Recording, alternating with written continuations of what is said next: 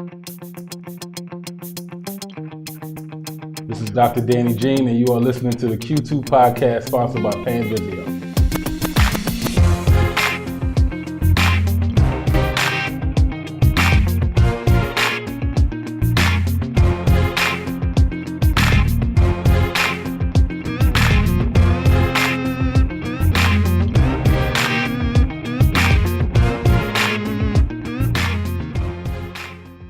Thanks, Dr. Daniel Jean, for joining us today for the Q2 podcast. Yes. Pleasure to be here in my alma mater. Yeah, welcome back. Thank you. Red Hawk for life. Yes, absolutely. And they always switching some things up here.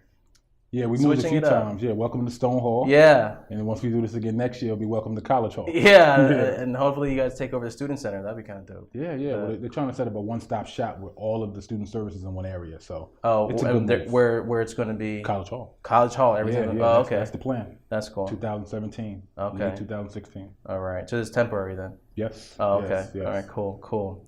Well, it's a long time coming. For those who are listening and watching, Dr. Danny Jean was like a mentor of mine, and we had some interesting conversations, long conversations about my career and interests and passions, and how do you translate that into action and put it into reality. So we'll get into that in a little bit from your perspective and what you're up to. But I want our audience members to kind of learn a little bit more about your story, about how does someone like Dr. Daniel Jean come from, where he was born and raised? You're a son of you were Haitian, of Haitian descent.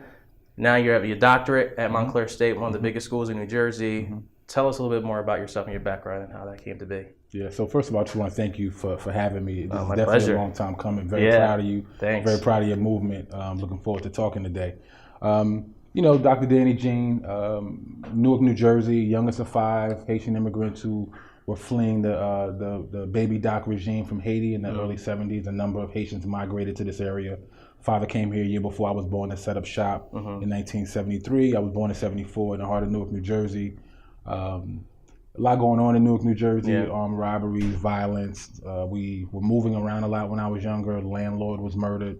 You're young, you don't realize what's going on. But obviously, there was a lot of stress and pressure on my parents. Father died when I was 14. I was a straight A student up until that point. And then once he passed away, things started to fall apart. A lot of instability. My mother had to start working.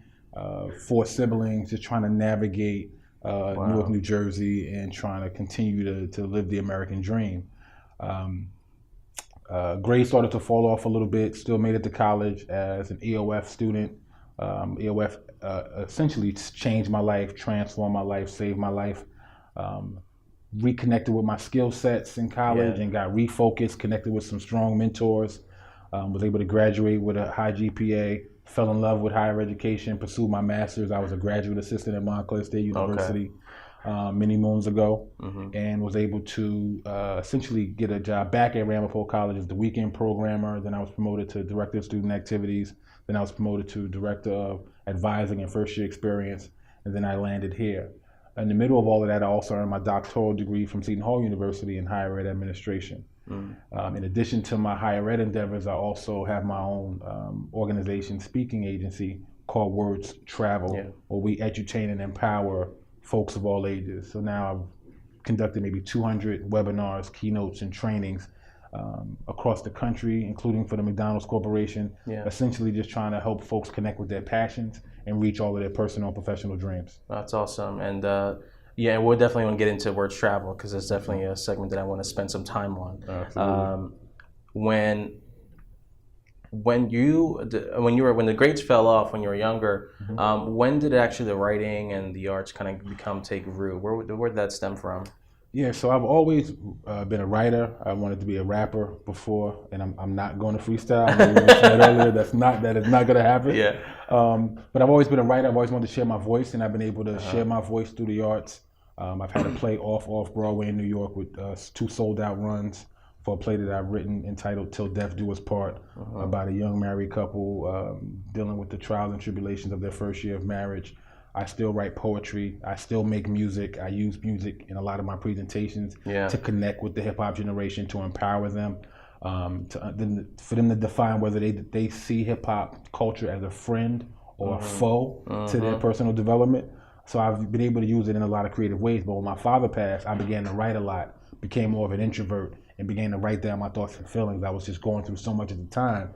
The writing became my release. And then as I got older, I found a way to use my voice, my words, hence words travel, to help empower others and really figure out a way to connect my passion and purpose with revenue streams and actually, develop it into an actual career. Okay, great. And when it came to, as you're kind of cultivating the skill set, you still had this plan to kind of be in higher ed.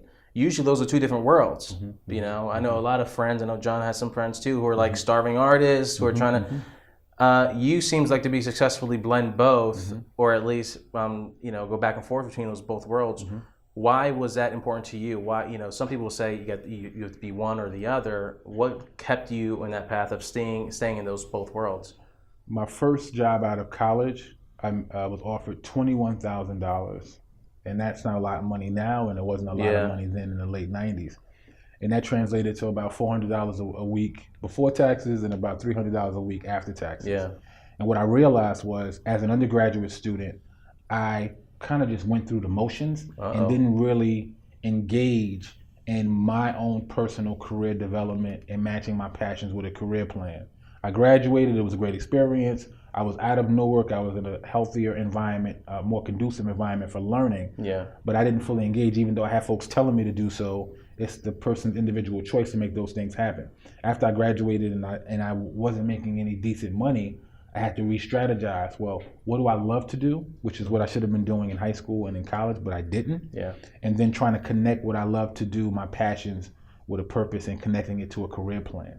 So once I identified what I really wanted to do, which was to empower and educate, I ended up doing a number of different jobs trying to figure out where I fit in. I was teaching adjudicated youth in Boonton, New Jersey. And I remember, I never forget, this girl in the front row used to literally curse me out every day. I guess she wasn't used to a black male authority figure. Maybe she was raised without a father. I'm trying to educate her and impart knowledge to her, pre-employment training, GED training. And literally, Joey, she would curse me out every day. I knew I wanted to be an educator, but I found out very early on that wasn't what I wanted to do. This is not the population where I'm best suited, where my skill sets are best suited to connect with. So I went into higher education. I was offered a 6th grade class in Patterson. I rejected that offer because I thought it would be somewhat similar to my experience at the school in Boonton. And I figured out higher ed was a better place for me to educate and empower folks. So I felt the same way. When I was graduating from Montclair State, it was literally the senior year, my last semester, that it hit me what I wanted to do. So I didn't know exactly what one time I thought I was going to be a teacher. My sisters ended up being teachers, found out that wasn't a thing for me. Then social work, I thought that was because I have a heart for people, just like you. You have a heart for people and see change. But looking at the the systems around social work was kind of like, wasn't really a good fit for me either. And I felt like higher ed was a great cross-section between education and empowerment, as opposed to one or the other. So I thought that was the thing.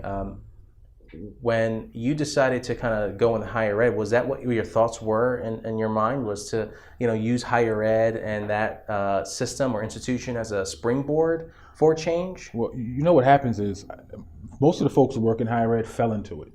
Whether you're a continuing generation student or first generation student, you don't realize that there's a paid person for like a paid advisor or a paid career counselor. So when you get to, at least for me, when I enrolled at Ramapo College in New Jersey, I was amazed at how these professionals were impacting me outside the classroom. I actually really believe that I gained more outside of the classroom than I did inside the classroom during my undergraduate experience. So once I realized how impactful they were, I didn't figure it out then, but I had mentors where I was like, wow, you literally changed my life.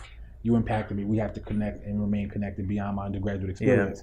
But what I realized was after I graduated and I started to try these different jobs, I started to define what my passion was and where I was best suited. Higher ed, somewhat outside of the classroom, even inside the classroom to a certain extent, you have a blank canvas of how you can empower and educate. So I figured out very early on that I can utilize my creativity in ways to empower students. Even with some of the workshops I do, I have a whole swagger series, leadership swagger, college swagger, career swagger, PhD swagger, creative ways to educate and empower folks. Higher ed I learned after I graduated provided that platform and that blank canvas where I can infuse my energy and passion and creativity to make change. Yeah, and I agree wholeheartedly.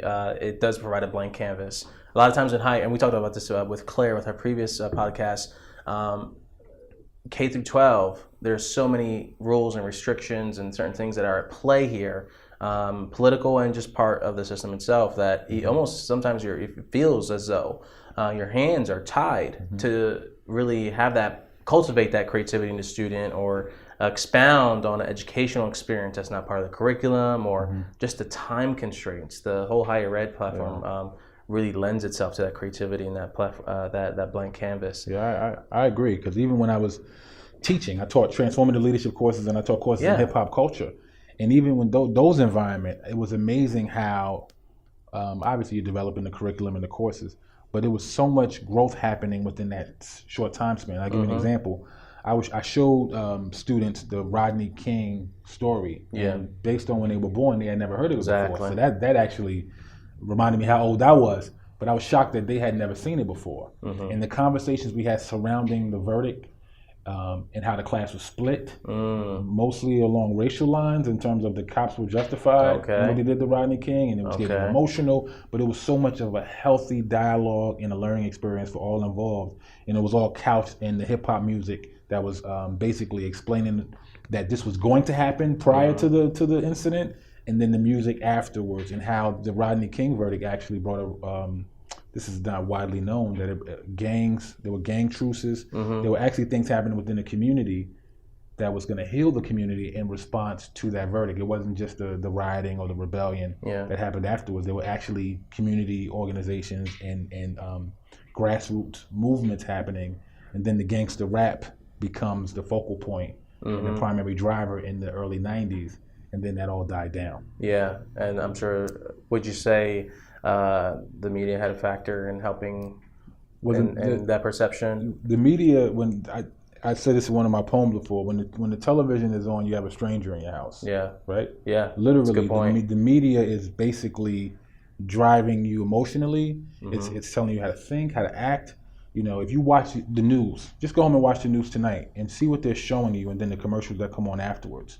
Right? They're not really sharing any information with you that's useful. They're telling you about a shooting on this street, a murder on that street. None of that is really useful. Those are just random acts of violence that happen, but not anything that really impacts your day-to-day life. They may throw some few things in there, but that 22-minute news segment is useless. And then it's interesting, because when I was growing up, also, just to talk about media in general, we didn't have 24-hour sports channels and 24-hour music channels. I mean, MTV wouldn't even play black videos in the early 80s. So the exposure of what the kids have exposure to now that relates to media and entertainment is distracting in a lot of ways, and it essentially, especially with this younger generation, it just forces them to lose focus on what's really important as it relates to their own personal lives and their personal goal attainment. Yeah, that's why I think higher ed is so special in this regard, because you have that blank slate. You can.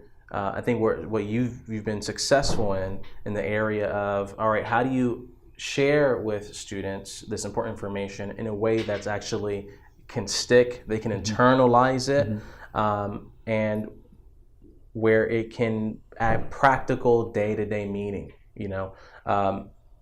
because the higher ed, the challenge for higher ed sometimes is, we have a lot of experts who are, scholars and just know their subject matter in and out, but they don't know how to teach and they don't know how to reach.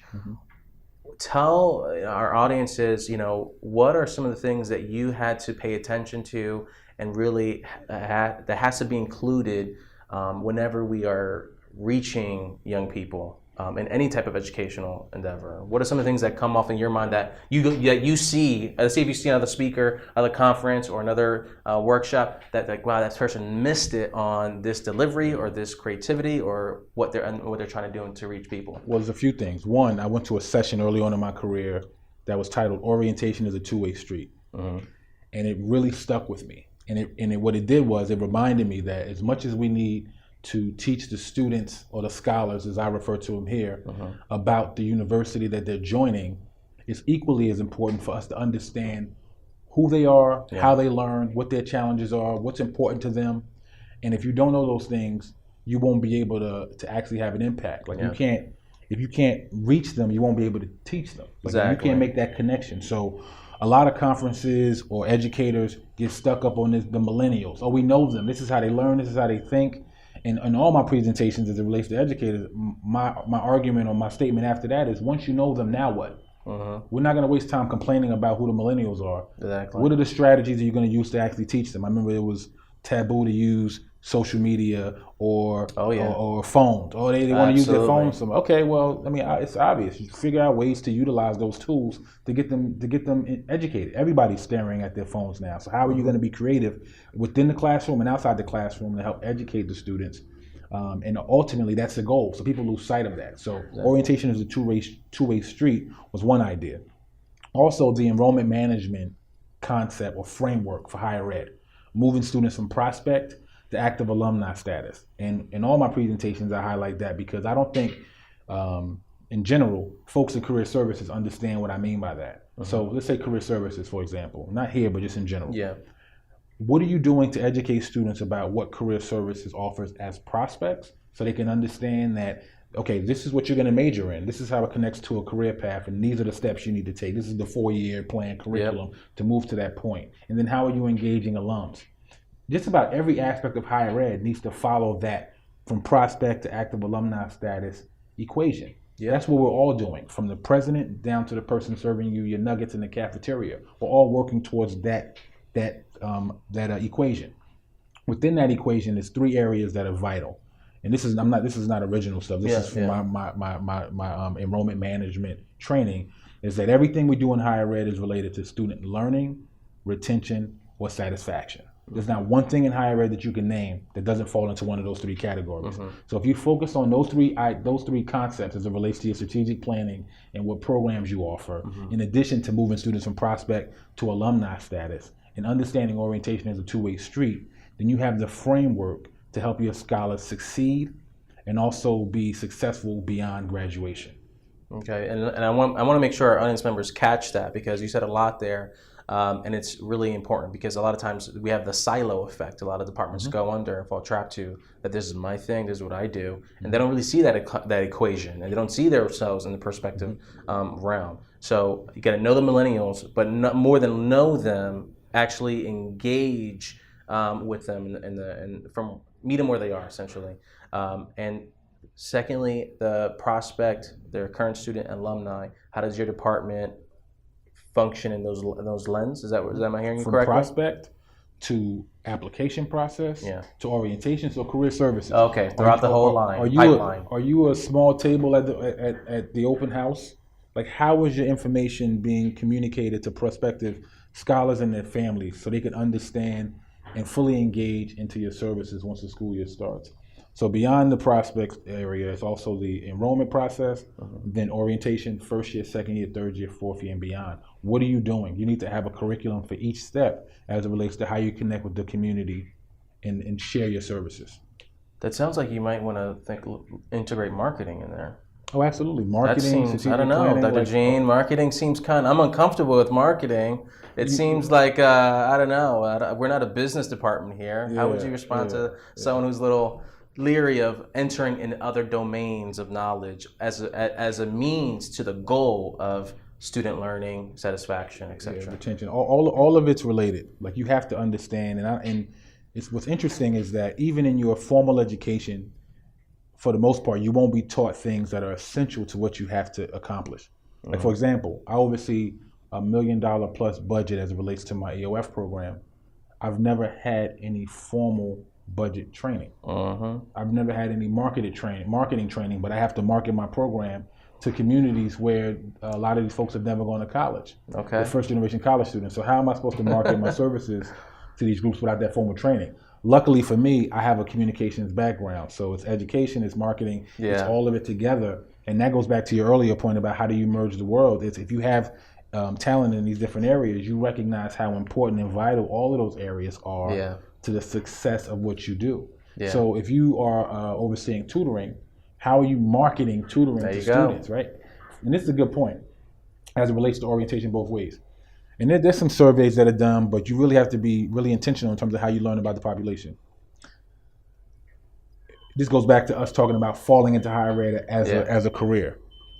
What is the idea of a high school? What is the understanding of tutoring for a high school senior who may have come from, let's say, Westside High School in Newark? So when he comes here, tutoring was for us, was defined a certain way in high school, or guidance counselor. Gotcha. So now you're saying you have an academic advisor, you need to go to this tutoring area, there's a career services. That one-day orientation is not really gonna cut it. How are you introducing these services and programs to these students, and what it actually means? What is an academic advisor? Why should you meet with them? Why is it important? Why should you go to tutoring?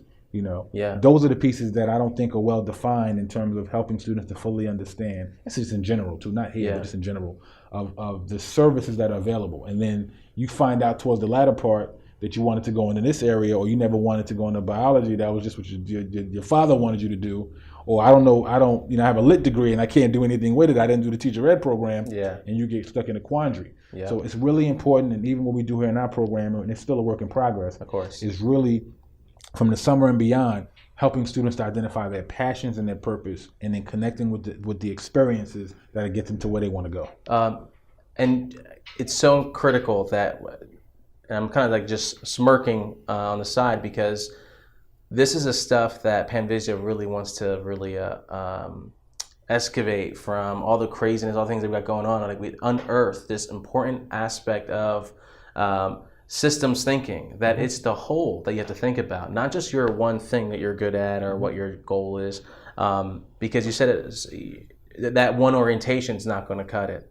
It's not going to be in a framework that positions itself in the mind of the student that actually want to get that extra help. That's icing on the cake. That's free help. I don't have to pay for a tutor. I can just go there. If you don't frame it that way, or you don't really care about your brand almost, then you're going to fall on the wayside in terms of wondering why students are not walking in the office and stuff like that. And when it comes to these things, you said that lucky for you, you had a communications background. Some people aren't so fortunate. And here's my big gripe with higher ed, is that they are literally in an education institution. They have a big mission. They have this one skill set. They have this one one department that they have the missions to accomplish. And for whatever reason, when they don't know something, or when they try to recreate the wheel, or they try to learn from scratch, as opposed to taking on resources, taking on different things.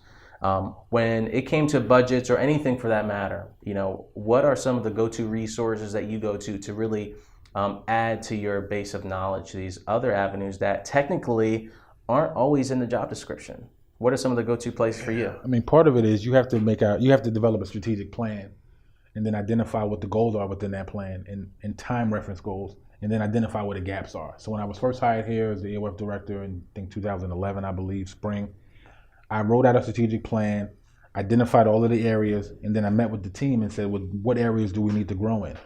And there were several areas that we needed to grow in. And then once we identified those areas, what's interesting is that most institutions of higher ed have the resources there. Exactly. It's just not unearthed, or it's just not the dots aren't connected. So when you talk about marketing, in my previous institution, there was a marketing area that was supposed to get your stuff on the website, help you develop posters, phone campaigns, blast emails, blast all calls, etc. But it wasn't really in sync the way it should be. So to answer your question, once I identify the areas that I need assistance in, then we connect with those officers on campus, and if they can't provide the support, then we possibly use external services. And does that require resources, Dr. Gene, if that's the case, if you don't have it on campus? I mean, I'm not sure what you mean by that. Like, if it's not on campus, it's not free. Yeah. I mean, obviously you do have to invest. You do have to invest, but not every institution allows for that type of flexibility. Exactly. So you have to be creative. So but you have to look internally first. So folks will reach out to me and say, I want to offer this service. I'm like, well, we have an office that does that, or we already do it. If folks are offering resources and support that are unique and can take things to the next level, then there's a conversation to be had. Yeah, exactly. And I was speaking to some departments, and one of the things we were helping out with was student traffic. Coming into the office, connecting with your counselors, and it's for all those who are listening. This is gold. This is help that's right underneath your nose. That it's right in the backyard. You can tap into. And if you don't have that awareness or don't have those support system, you can look elsewhere, and you have to be creative in finding those solutions. And they do cost sometimes. I think that's the thing that I was trying to highlight too. Is that they cost. And here's one of the things that I have to really address sometimes is that when you had to put in some investment into these missions, was it hard for you to get that buy-in from the team or from people above, or what were some of the challenges to do that? Because we always run through that problem of the designing the budget, or it's not there, or we can't do it. Well, how do you overcome those things? Everything that we do is a data-driven decision. So, trying to think of a concrete example. If we bring in an outside consultant, it has to be that you have to make it clear that you've exhausted all internal. That's the first step. You have to say, you have to go internal. And if you can't find it there, you're bringing in XYZ to accomplish XYZ, and this result will happen by 2017. It has to be mapped out that way. So if you have those external resources, a consultant, even it's interesting, even speakers. People say well, we have faculty here, we have dynamic folks within the community. Why are we paying these outside speakers? You need to be able to, and I've had to justify, this dynamic speaker did an amazing job at this conference. It's during the summer academy. So you have to justify the service. You have to identify how you've exhausted all resources and connecting it ultimately to whatever goals you're looking to accomplish. And what I think works the best is if, it has to be a priority, right? It can't just be something random. Retention and persistence is where it's at. So if there's strategies or resources that can help improve retention, overall student satisfaction, student learning, as I said earlier, then again, the conversation could be had. But every school is going to handle that differently. But that's the process. Yeah. So if you don't map it out, it's really hard to have any solid grounds to ask for anything. Everything needs to be strategic. Everything. And so people who are so busy that they can't be strategic, what's the answer for them? Well, part of it is, and I was talking to John earlier about this, not everybody's moving at the same rate. What you may consider multitasking or workload is much different than I am. I feel like I'm in an interesting position. I understand the old school mentality if we're going to just make it an age conversation versus the younger kind of workload and what somebody can actually get done within a time frame. But ultimately, depending upon where you are, the accountability is going to drive the ultimate goal. So, for example, we've been able to increase the first year retention for our program for the past 3 years. First year retention for EOF for 2012 was 89%, then 92%, and then now the current one is 91%, right? So that means we're exceeding the university's goal was 88%. So we're exceeding the university's goals. So when I go to the table and ask for resources, I'm able to get those resources because I'm exceeding the goals. The conversation you were having about the folks who don't want to move, some of that is kind of nebulous because ultimately if they're reaching their overarching goals, the stuff in between, although it matters, becomes less important. Right? So I have to make sure that the ship is moving because the retention and the overarching goals are being met. That means that means job well done as I work to fix everything in between, if you understand what I mean. If the folks are not reaching the overarching goals, that's when there's a concern. So you might see things within the area like, they have no web presence or they have no, I don't know, then their marketing campaign is not strong. But if they're reaching the overarching goals, they probably are going to be left alone under my shop. But if they're not reaching the overarching goals, then a conversation needs to be had. And then we may need to make changes because bottom line is we're trying to transform lives. And these goals that we write are not just random goals. They need to be met. And if they're not met, then why haven't they been met? And then if they haven't been met and you've exhausted internal resources, then maybe you reach out to an outside consulting agency to help you figure it out. And I like what you said. When you exceed the goals, you come to the table and you ask for something. There's people listen in a different posture. You may already know, but we have these 3 annual programs that bring over 1,000 perspective to active alum status to our campus. We had a student who attended our Boys to Men program. We have 3 programs. 400 students, 9th through 11th graders from urban districts for our Boys to Men program. Next year will be the 5th annual. We have a partnership with the 3 Doctors of Newark Foundation. It's an annual program that runs in September. 200 students and their families from 6th to 12th grade and their families. And then the 3rd annual Women's Leadership Conference runs in November. Right, so that's 1,000 prospective students who may come to the university as EOF, non-EOF, but we're exposing the community to what our program's all about. Montclair already has a strong reputation. These programs help improve and increase that visibility. But because we're doing such a great job in those regards, I'm able to get the money I need for those programs to bring those students. We don't even charge the groups. Exactly. We're like, come here, experience, learn about the Montclair State University experience and be more intrigued. We surveyed the last group we surveyed, I believe it was the young ladies. 90% were more interested in college. Wow. And 80% were more interested in coming to Montclair State University.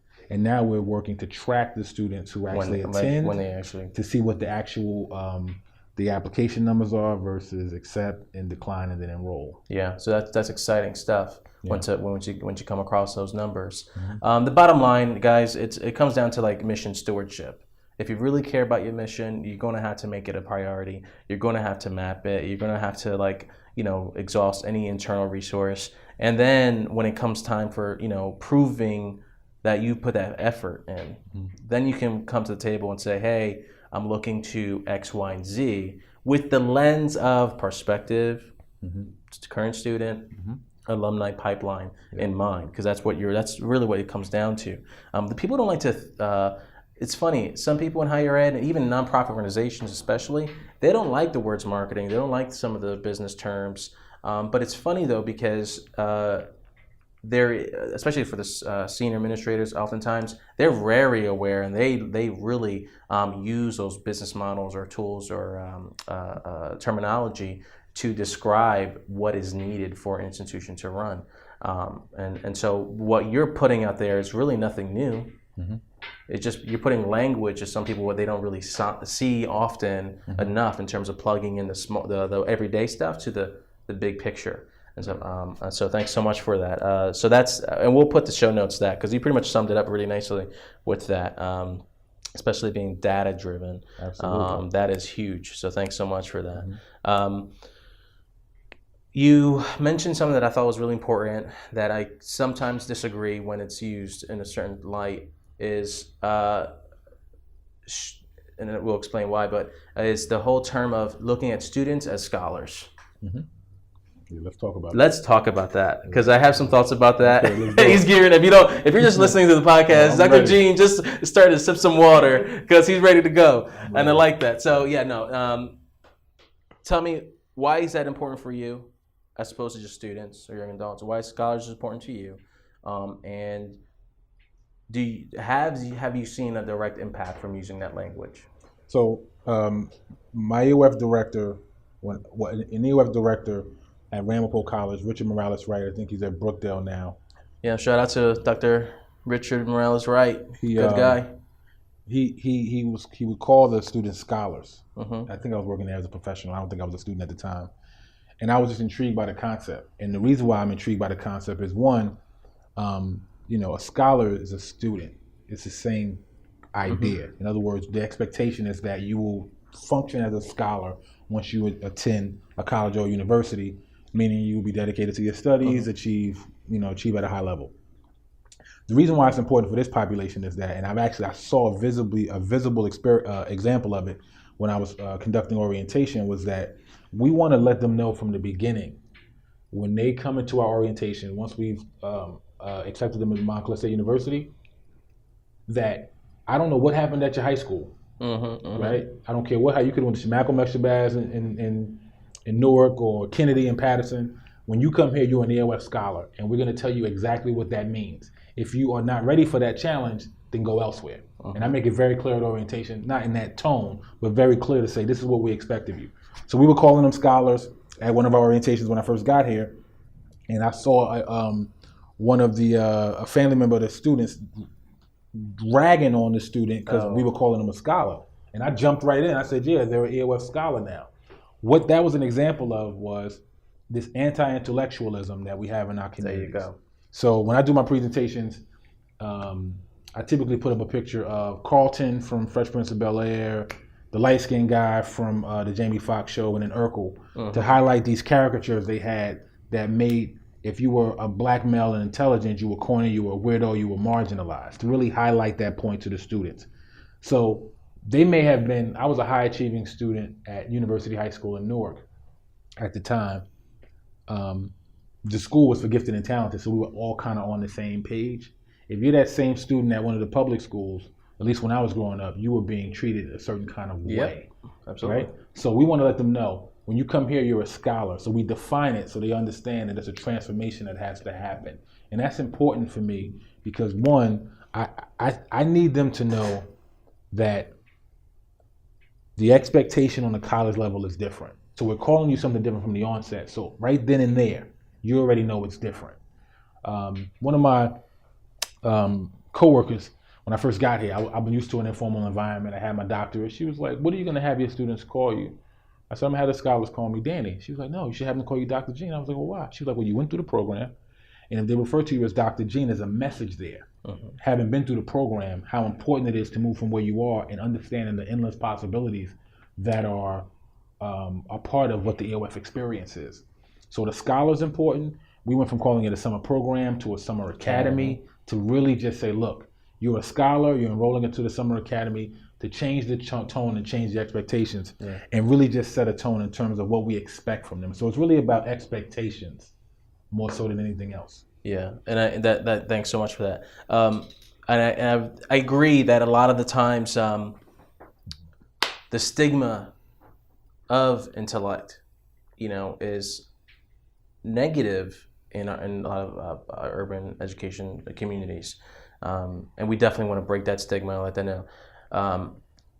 So we have the anti-intellectual stereotypes, and breaking that. And then just the overall messaging of expectations and constantly bringing that up into the everyday. Yeah, reinforce, internalize it, bingo. And side note, that's a marketing technique, guys. Side note. Here's where I kind of feel like it doesn't go far enough. Look at the unemployment rate, although it's gotten a little better. When you look at people of color who are graduating, especially college students, people of color, the unemployment rate is horrendous. And I don't find that Scholar Anything is helping them with the life after graduation. And so where my thing comes to is, and when I was at Colby University, we've had these debates, and thankfully, that time we were able to kind of learn a lot from those kind of debates and talks about, all right, if they're coming in as a summer program, should they be learning Shakespeare, Greek mythology, or should they be learning something more relative to who they are, where they're from, or their roots, and use that as a platform for them to learn reading, writing, comprehension, that kind of thing. And that's where I feel there's a missed opportunity, or it doesn't go far enough when academia looks at intellect or scholarship as the savior of the predicament that people of color face post-graduation. I'm not even talking about the unconscious bias or implicit bias that people of color face in the employment area, in applications, the interview process, that whole thing. So what are you, if you were to identify some gaps in this whole thing of using scholars and scholarship as a way to really address the needs of people of color who are trying to raise the quality of life, what would it be, and how do you specifically address that?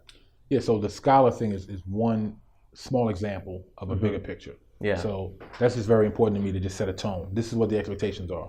Also during the summer, it's a career development curriculum. What do you want to major in and why? Right? I had students when I was at my previous institution who majored in literature.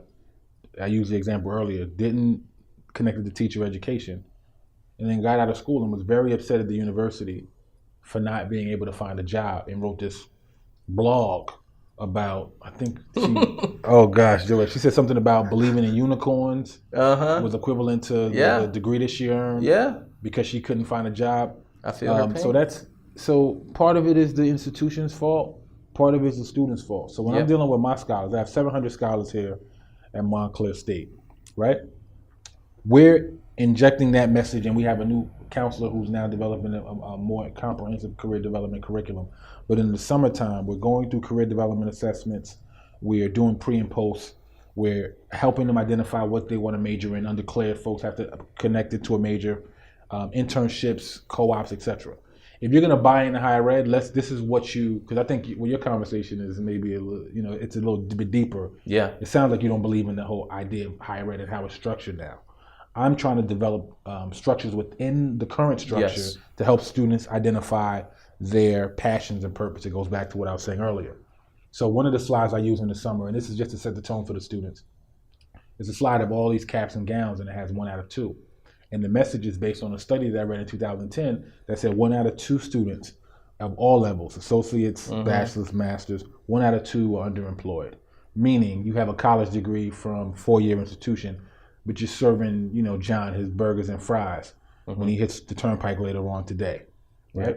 So that message is basically saying, what are you going to do? College it's important as it relates to first generation college students. Especially so that. Yeah, let's talk about this population. EOF brings them into a different environment. So if you're EOF eligible, typically you're in a low income area. And there are a lot of social ills that come with living in a low income area.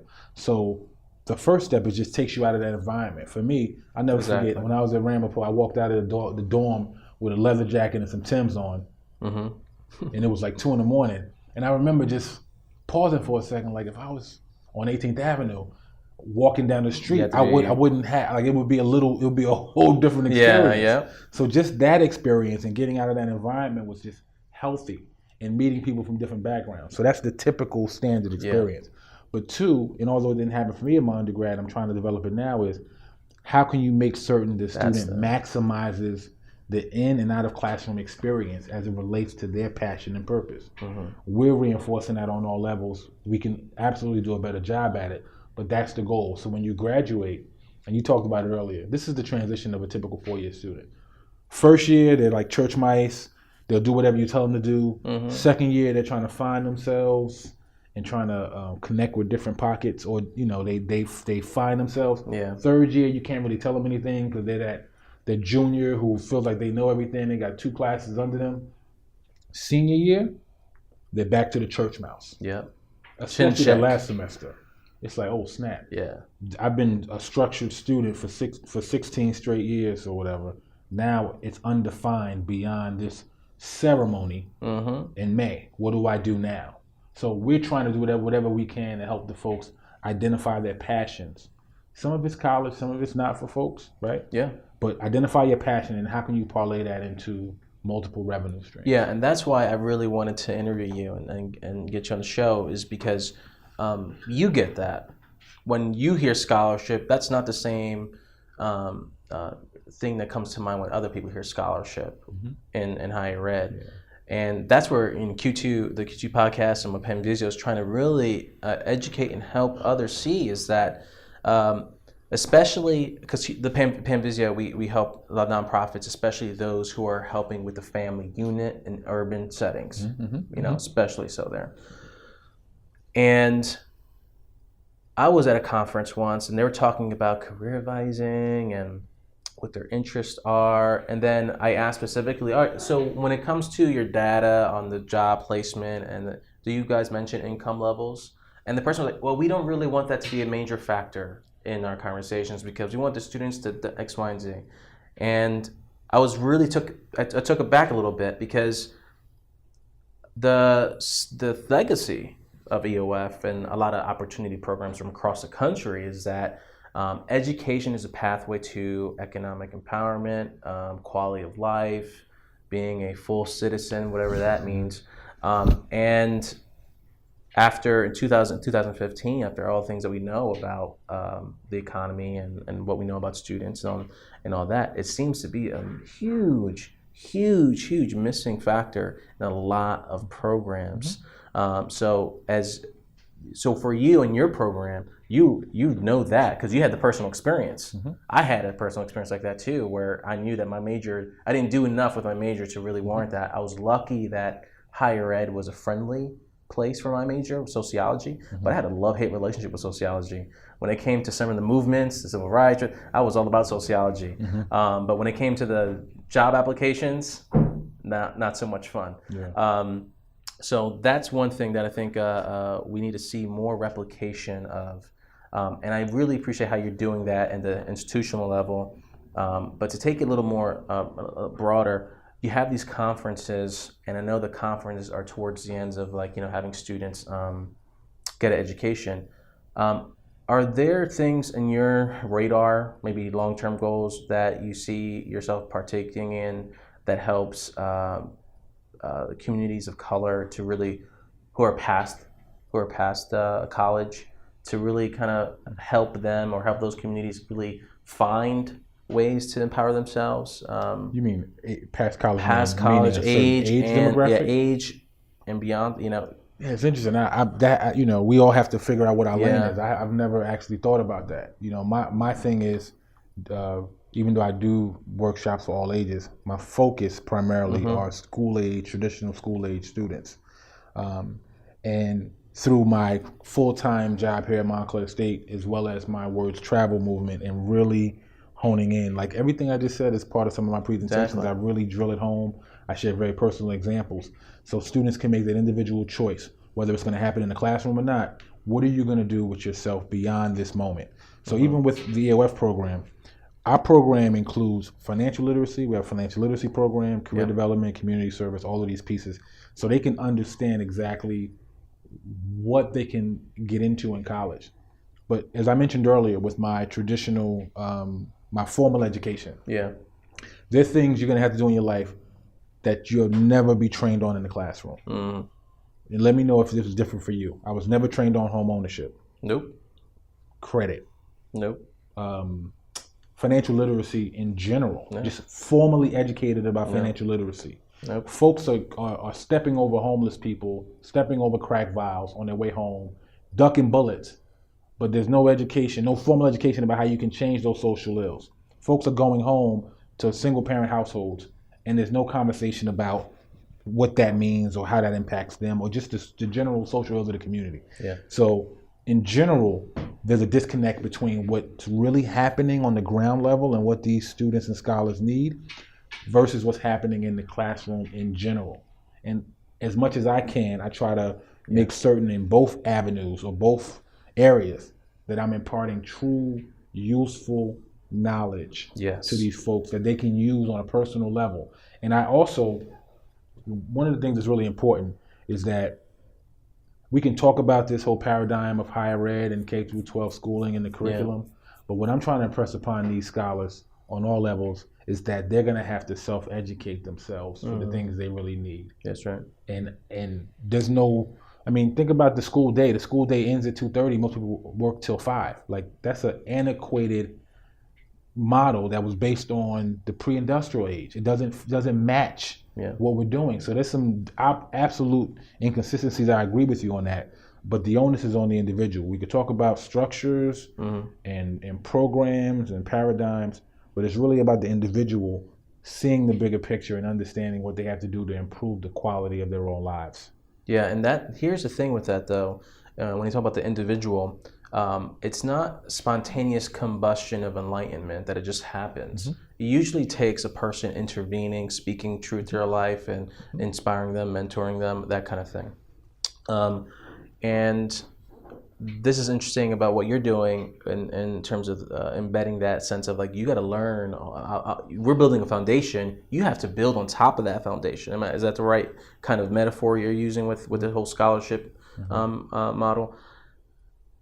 Is they have to learn those, they have to seek out that information and whatnot.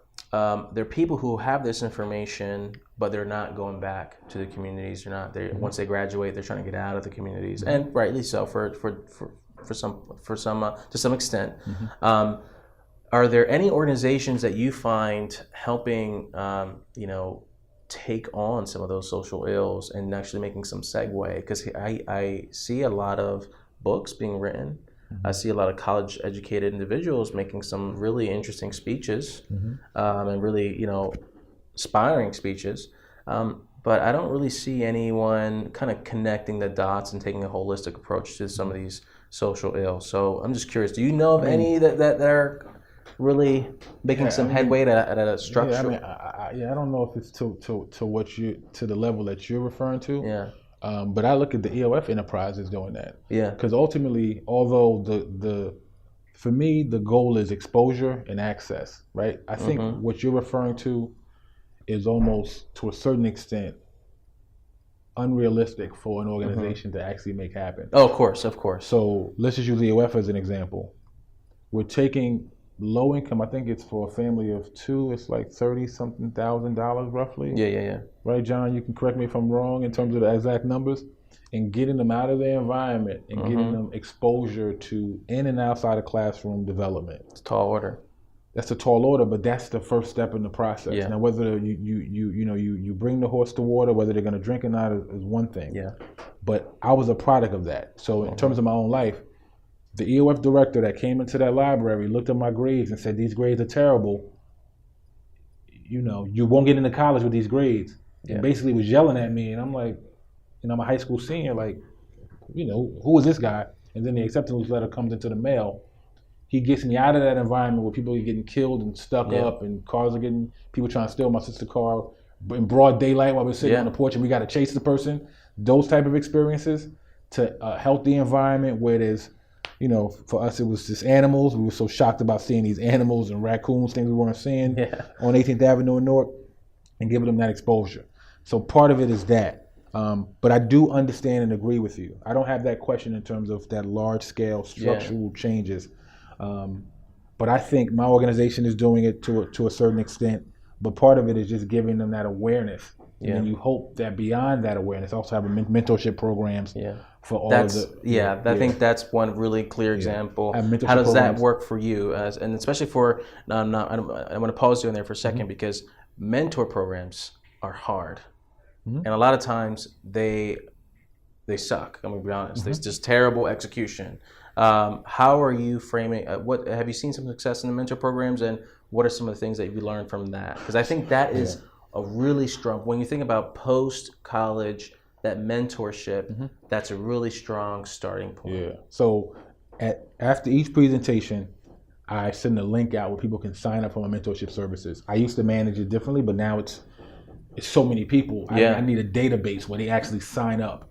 They write their information in, their short-term goals, their long-term goals. Part of what I impress upon these students that I meet is PhD candidates and young professionals and high school students and college students is that what I consider mentorship is a boot camp mentorship. Okay. So mentorship has a lot of different faces to it. Exactly. I'm not I don't want, and I tell them this, and it's great because a lot of people don't sign up for it. Because I make it very clear. Like I said, I can help you, but you need to really be able to be on point and follow through. So I think I have about 30 folks in the database, and most recently, what I do is monthly because obviously they're literally all over the country. I blast email all of them updates for goals. I give them windows of time where they can call or text me. I was just texting a guy who wants to be a keynote speaker. I sent them a bunch of names of folks who I've brought into my campus to research and study them. And it was homework for him to see if he did it. And if he did it, then we can continue the conversation. If he doesn't, then I can't help him. Exactly. So my mentorship is a little bit different. I'm not looking to handhold anybody. If you're driven and ready. So my presentation says get driven and ready. You sign up for it and I say you're driven and ready, then we can communicate and I can help you beyond that the presentation that we had. But it's a challenge. Again, these folks are coming from, we can Skype and do things of that nature, but I can't have that one-on-one contact with somebody in Ohio. But the goal is to help them. But that's what I'm talking about. If they're self-motivated, we can go on this ride. Maybe about 10 of the 30 that I've reached out to haven't responded to me. Life may have happened. They may get back to me later. But I've seen the results. Folks who've gotten hired, who weren't in higher ed, who wanted to get into higher ed, are in higher ed now as a result of some of the resources that I shared with them. So I'm excited about it. But, I think you're right in terms of huge structural changes, but we all have to play our part and do what we can do with the resources. That's what I mean, like connecting the dots, because we can't do it all, I find that the Alumni Association for EOF is a great opportunity that hasn't caught its own stride yet, and I'm working on that and helping them with that. That's one way for the post-graduation, life impact type thing. Having those mentorship programs that are modeled like that, very structured assignments, that's a really strong starting point too. Because I know just personally my growth level. I mean, there's a lot of passion. A lot of people want to get out of certain areas and want to make a difference, or just want to, higher quality of life. What is missing is clarity on how.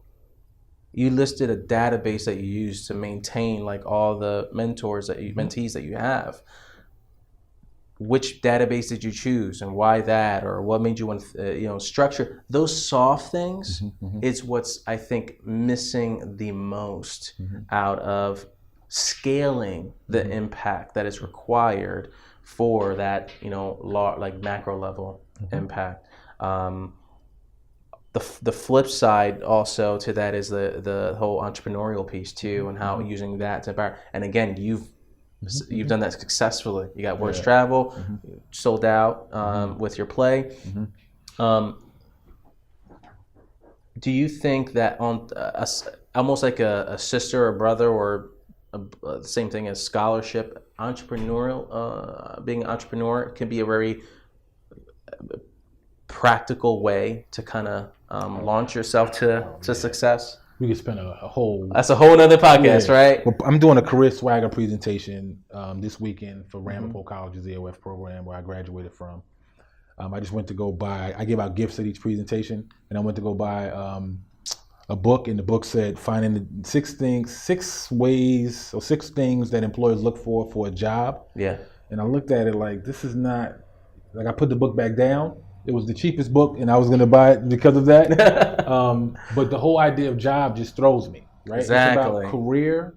It's about passion and purpose. So my presentation, and I'll share you some of the tidbits now, is basically, like, for example, all of the things that I'm doing, I love. So the play was edutainment. My swagger seminars are edutainment. The EOF program is a blank canvas where I can help students get access and exposure. The entrepreneurship thing, it goes back to the interview we were talking about with Dame Dash on Power 105. It's a really important piece. I don't think he articulated it well, but it's a really important piece as it relates to having your own. Exactly. Another thing, even though Montclair has a curriculum here, it's not really taught on a grand scale. That's what I mean about these schools really just setting up people to be employees, right? Or they're just going to get a job. Entrepreneurship should be taught at the very basic level. I'm teaching my children that. There you go. And really understanding that. There you go. What skills, people, you go on social media, people rag about Mondays and how they feel about Mondays. I remember I wrote a poem before that Mondays will feel different if you're working towards your own dreams, right? And people aren't trained that. And by the time they figure that out, it's not that it's too late, but they're behind, and it's harder to develop that. So Wordstravel, I was telling John earlier, I was trying to get that off the ground in the late 90s, under a different name. And I was trying to pull in my friends. I had a friend who was doing this. I said, you know what, your story of, from being in the streets and changing your life would be powerful. You had a child when you were 13. Let's go tell these stories to these young babies and help them understand and avoid the mistakes we made. And all the mistakes I made, nobody bought in. I knew I had a vision and a purpose. I kept pushing and pushing to develop that vision. People have to have that innately in them, I think, to a certain extent. But also it's not taught. So even if people have it in them, that has to be, entrepreneurial spirit is never kind of awoken or brought to cultivated, nurtured. And so so it's a challenge. Entrepreneurialism is big. I don't think we do enough emphasis is not a word, emphasizing it here. But it's absolutely important. If you can't find a job, create one. Bingo. That's what I feel like is missing in a lot of educational institutions, and a lot of education has to change in general, because a lot of the things that you needed to learn from that professor in that room in that lecture format. Don't get me started on lecture format. No, please start. you could literally learn yourself. Like I'm, when I have issues in my home now, I'm looking at how to fix my sink on YouTube, 3 different videos, and then I fix my sink. It may take me a while, but I fix my sink. Yeah. How to fix your toilet, how to start your own business, how to develop a thorough business plan. All of this stuff is either in video form or in electronic form on the internet. You have access to it all. It's just waking people up to understand that. So what's definitely a mindset. And like you said, education, a lot of the traditional paradigms with that is very, like you said, employee driven, trying to great employees. And that's what's so fascinating about EOF and the springboard it can lead, or any type of nonprofit that's looking to make a difference. I feel like this is a pattern. I know I tend to think at macro level, but I feel like a lot of nonprofits and education institutions are only seeing the traditional modes of social change, of working within an institution or operating within the rules of an institution, where there's a whole other world that can be explored. And that's why I think entrepreneurialism is a huge one that's not tapped into enough. And I'm working with some of my students with the things that I've learned. I have like bookmarks on things that I had to like refer back to that are not, again, because that's my curriculum. My curriculum is my bookmarks and my OneNote app, where I have a lot of things, structured in terms of my plans, my tools that I use, and I just shoot that out because I've done the hard work and shared that out now. So let's turn tables for a second. So what do you propose? Like, how does this entrepreneurship curriculum idea concept get infused in that's good. That's good. Yeah, that's good. I don't really bother too much, even though it is important with the K through 12 system, because as we spoke from our last podcast, I don't know if you had we didn't post it yet right now. So our last podcast that's going to be up soon is we spoke with Claire, who's really big in education. She works in higher ed, but she primarily works in education K through 12 in terms of research and what she finds. There's so much politics and power plays that even consider a reform, you'll spend lifetimes trying towards that end. Maybe I'm just being cynical, but I've seen that. When it comes to higher ed, it's the catch-22, because just like you said, those lectures could be the death of a student's inspiration and passion and motivation, or it could be the spark of something powerful. And so if we were to actually kind of rethink, not so much rethink it, but there's actually an increase in majors and degrees in entrepreneurship. And I think we can ride that wave and incorporate that. The tough thing when it's in a classroom setting is that you're doing academic work and it's theory-based. I would love to see more experiential learning. My current job right now at the National Society of Leadership and Success, our whole program is based on experiential learning, because just like you, we know that people learn by doing, by experiencing something, as opposed to being taught at, spoken at, that kind of thing.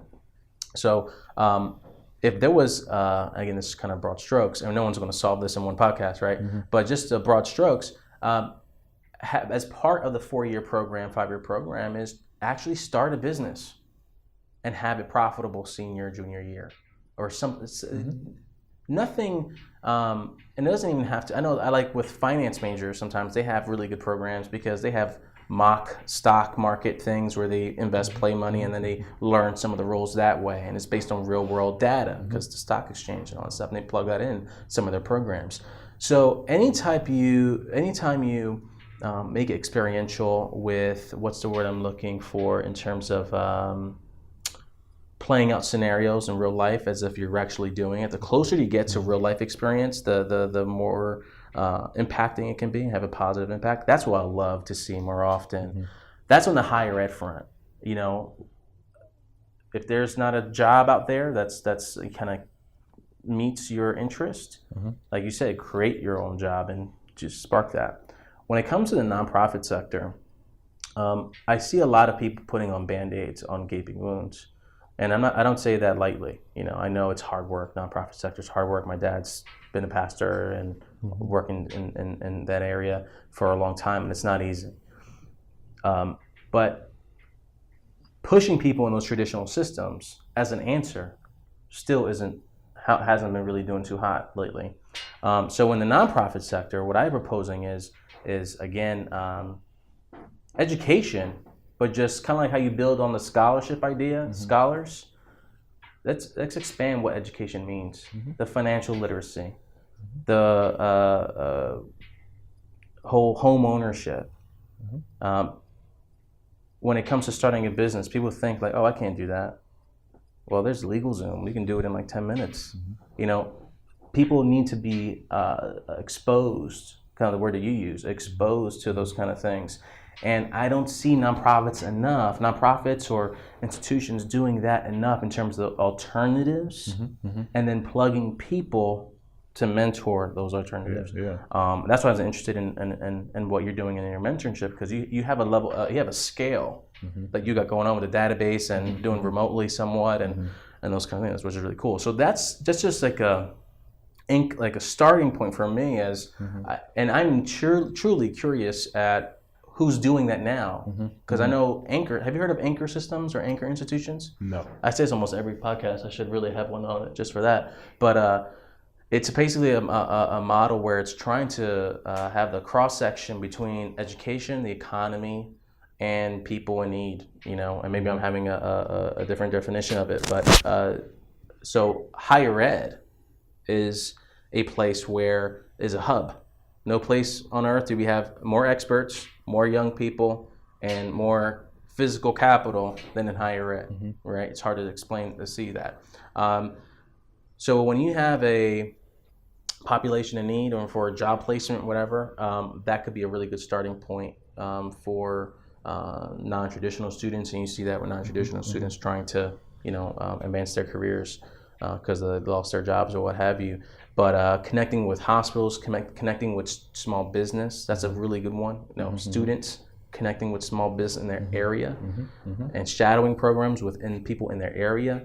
And to go even deeper, imagine, students in let's say Montclair State University going to Newark or Patterson and helping small business there. If it's a person of color, that's a really powerful way that we can actually change the situation and of the economies in our urban centers, while at the same time lending itself to students who are actually applying what they learn in class and getting that real world experience. So that's where the whole paradigm of scholarship versus, for me, problem solver can really kind of come together in that sense. Because so PanVisio is positioned to kind of address some of these things? Yeah, we're trying to point people to that at their own institution and their own kind of thing. How do you cultivate that entrepreneurial spirit and leverage, especially for us, as John is more so, the technological aspect is the heart usually, because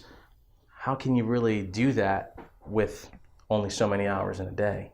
You have to leverage technology. You have to see how that can make your efforts more efficient and effective. And so that's where I find it. I'm interested in learning more about anchor institutions, because they seem to be they have people on their team that only do real estate, because they understand that the physical locations actually play a role in social change and economic development. And so they have a diverse team from different disciplines to really address those social issues at a macro level. So that's where I'm kind of just thinking, and if you knew anyone who tapped into that. So that's essentially, in a nutshell, what I kind of envision and see working towards as PanVisio, but also as an individual, and also trying to learn more about nonprofits in the area and see how I can connect them to do it. But that's in a nutshell with that. Yeah. Wish you luck. Thanks. It's a tall order. Yeah, it's a tall order, but it's interesting. It's like it's the elephant in the room. Everybody knows what you're saying. Yeah. To a certain degree in terms of what's needed, right? Yeah. The origins of higher ed, it was for white males. It was for research learning for the only. sake of learning. It wasn't what it. So it's evolved, but no one's really taken a step back. Yeah. 2-year, 4-year students going into debt. The cost of the housing costs more than tuition. Like it's a lot going on in higher ed that needs to be looked at and addressed. And I think what you guys are doing with PanVisio is great. So however we can link our movements and our ideologies, let me know. Yeah, absolutely. And it can look like something like a entrepreneurial certificate program.